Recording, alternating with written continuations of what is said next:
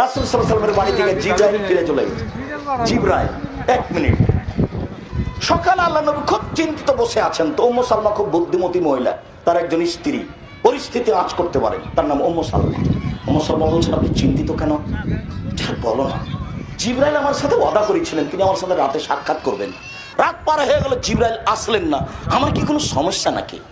আমি তো বুঝতে পারলাম না, তিনি এক পদার্থের আমি এক পদার্থের, ওয়াদা কেন মিস হলো? আমার কি কোনো ভুলের কারণে নাকি? এই জন্য আমি খুব চিন্তিত। এই কথা বলার পরে তিনি একটু উঠলেন। উঠে কি যেন তার খেয়াল হলো, চোখের নিচে দেখছেন একটা কুকুরের বাচ্চা। তখন ওটাকে বের করে দিলেন, একটু পানি ছিটিয়ে দিয়েছেন। ছিটাতে না ছিটাতে জিবরাইল চলে এসেছে। কি ব্যাপার? আপনি যে ওয়াদা করেছিলেন রাতে আমার সাথে সাক্ষাৎ করবেন, আসেন নিজে। তখন জিবরাইল বলছেন, এসেছিলাম তো, ঘুরে গেছি।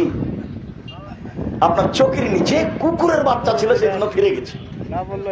যে ঘরে ছবি মূর্তি কুকুরের বাচ্চা থাকে ওই ঘরে আমরা ঢুকি না।